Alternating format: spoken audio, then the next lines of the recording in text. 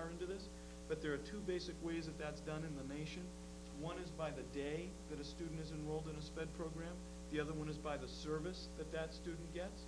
The day rate is far less than the per service because the per service is more specific and hence generates a higher rate of reimbursement. The Auditor of the Commonwealth in 2004 did a report that said if we used the per service rate rather than the per diem rate, we would have gotten in 2004 $50 million more than we currently get. And so if you adjust that forward to 2009, that's a larger number. What my amendment proposes is that not only do we do that, but we take those dollars and put them into a fund for cities and towns for SPED transportation, which is one of the costs that we have not addressed and which is really a strain on school budgets. So that's sort of on the extreme, Steve. And then if we look at things that help on the margins, one of the things that I'm proposing in this budget debate is to allow you to conduct reverse auctions for the purchase of municipal goods and services. And that's essentially a web-based platform. It's like eBay for cities and towns, where you put something out and people bid against each other to lower the price. So rather than having the sealed bid process where you might leave some money on the table, using this, people bid against each other to lower the price. You can't do that right now, but the state is doing it.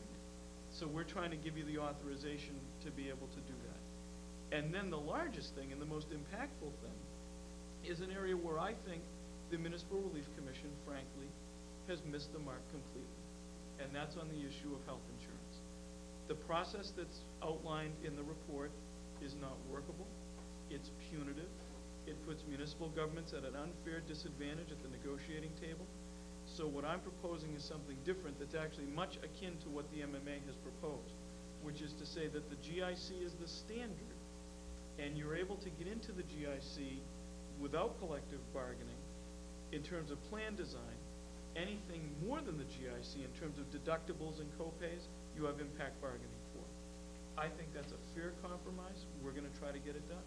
So there, to answer your question, I foresee somewhere between a dozen and maybe 20 of those things coming into fruition, either in the Senate budget or in the municipal relief bill, which we'll probably debate shortly after we both get done with the budget.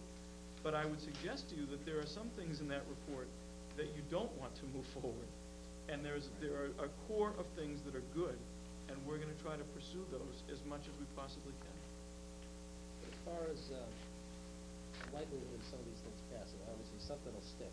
Yep. But from a dollars and cents standpoint, as far as us trying to backfill and make some adjustments maybe in October, I mean, from a timing standpoint, do you anticipate having this done quickly?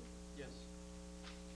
And I'll tell you why. Okay. Given the budget numbers that are being shared with you by Brad and I and all of our colleagues at meetings just like this all across the state, there is a deep desire on the part of state officials to do something to help.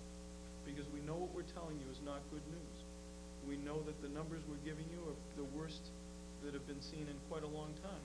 So there's a tremendous political desire to say, let's do something on the other side to help you deal with that, to at least put something on the table that works. So my prediction is, and my belief is, that we will see some of this passed in a timely way, maybe even before the budget itself is resolved for the coming fiscal year. See, I think it's going to put us as sort of competing bill. Mm-hmm. The commission report came out after we were done with our budget, but the way the speaker laid it out, to me, was that we would do the bill shortly after the budget. So they had I think they had hearings on the governor's municipal relief bill and the commission report for the bill. And I haven't talked to the chair, and unfortunately, his wife passed away last week, so I'm assuming we're going to go out fairly quickly, but I think plan design was a key component of it. I think you're also going to see the telecom piece in there. I think you're also going to see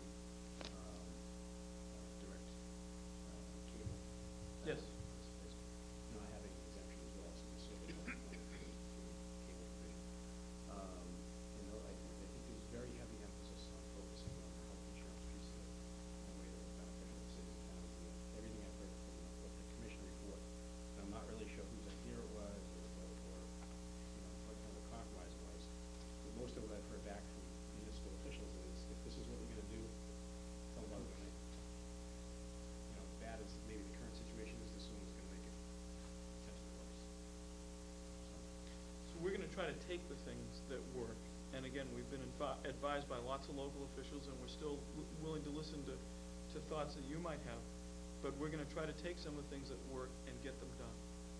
And, you know, one of the other things that we'll be offering as a Senate Republican caucus, and it's not that it's partisan, because there'll be amendments from the majority party in the same vein, to try to restore some funding to the Quinn bill for this year, so that we don't have the hit to municipal budgets where that's been bargained into the contract, that you have to pick up a piece of that, or a larger piece, if we don't fund it.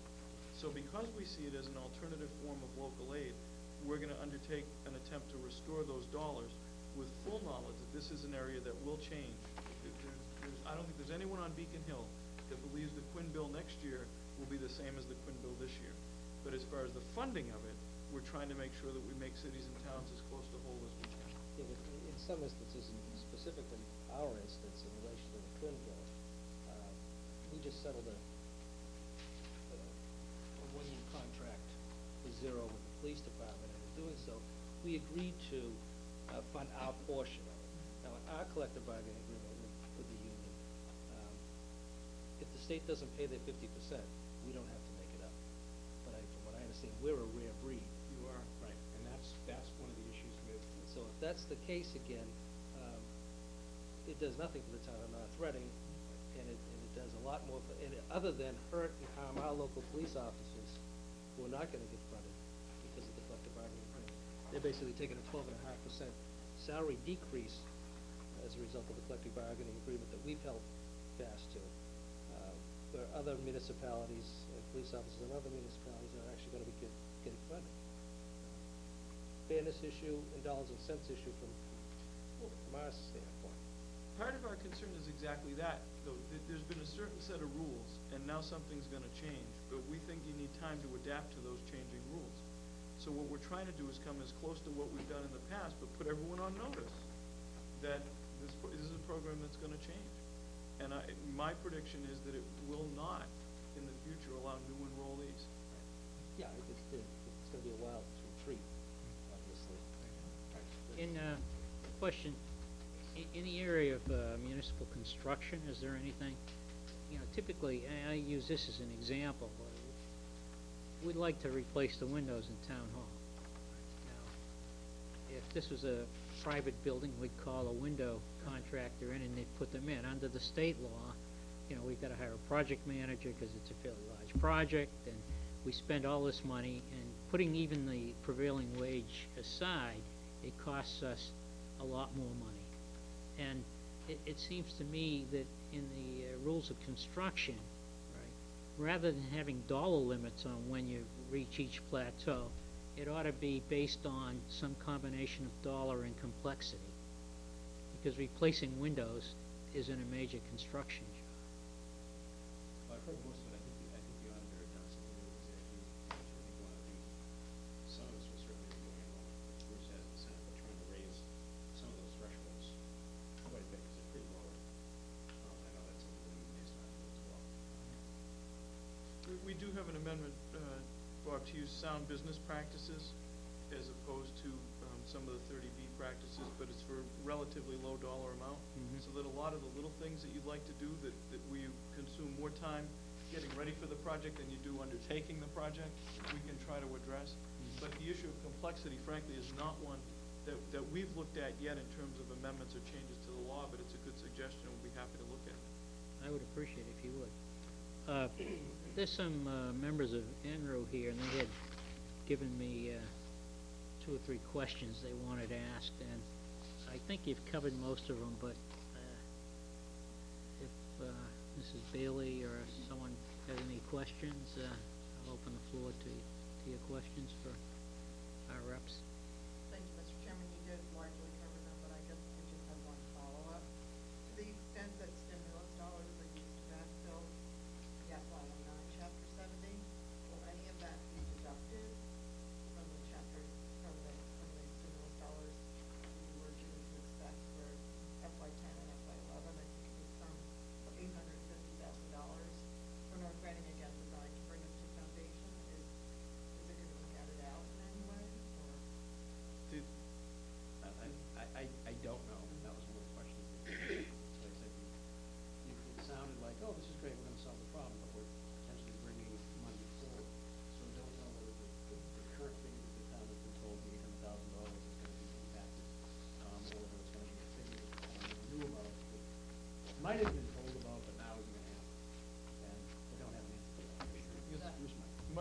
is at the state level, without getting into the individual allocations for the cities and towns, the great concern we have is that federal stimulus money is intended for FY '09, FY '10, and FY '11.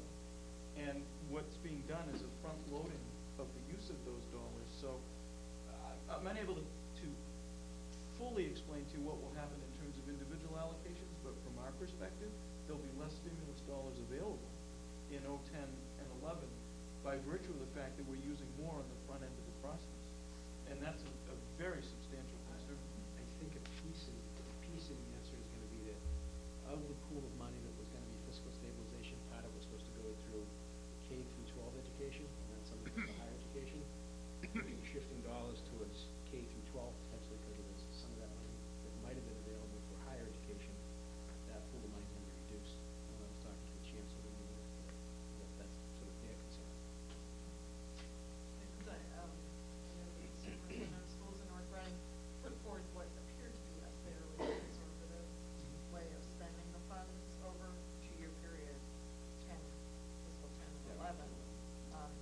If that gross amount is now left for North Reading by whether it's $650,000 or some proportion of the total amount of the state, that's going to be a tremendous impact. Because we were really reliant on those funds to keep, put us anywhere near the ballpark for keeping some level service of education.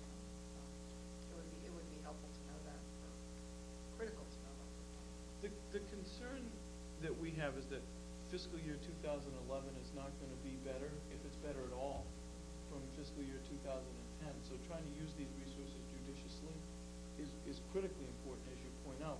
One of the amendments that Senator Morrissey is offering that I will be co-sponsoring for this week's debate would actually allow the school committee to not spend up to its allocated budget and create a separate fund to cushion the out years in '10 and '11 for this very reason. So, and I know that's a hard thing, because it's hard to think about not spending what's been allocated, because even that doesn't provide as much funding as you'd like to have. But we're already beginning to think about what 11's gonna look like, and encouraging folks to use restraint, knowing that they might need those dollars in 11 that they otherwise would spend in 10. I guess that any flexibility via the funding to absorb the cut in '09, but if it's toward the end of the fiscal year, we put a budget freeze on early, if there were, little dollars that we could use Right. this year and offset, whether it's 50,000 or You whatever. have maximum flexibility with. Again, giving flexibility and control to the localities. When there's no money, that's all we can ask for, I guess. Right. But it is frustrating, because none of us are happy that it haven't hit the stabilization fund again, or the federal money, but with 6 weeks left. And believe me, I think I've been about as critical, and Bruce and I have been about as critical as how this has been handled from the get-go, but when you come down to the last quarter, local aid payment, really the only alternative is either you backfill it, or you just say, hey, here's a cut and no backfill at all. And I'm sure that the town doesn't totally have the range on narrowing it, just basically just about gone. If nothing else changes, we're gonna go into next year with $774 million. Or less.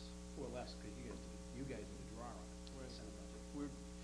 My projection is based on our budget, will be more in the neighborhood of about 500. Yeah. Well, Just in relation to additional revenues that are looking to be raised by the state, whether it be through sales tax, whatever taxes we're talking about raising here, and obviously that's gonna be part and parcel of some package. The House budget was predicated on the sales tax being raised. The Senate budget isn't predicated on anything yet. How are those funds, once it's determined, how it's gonna be raised, how are those gonna be allocated? Is there gonna be any additional local aid, or is that going to support state government? It's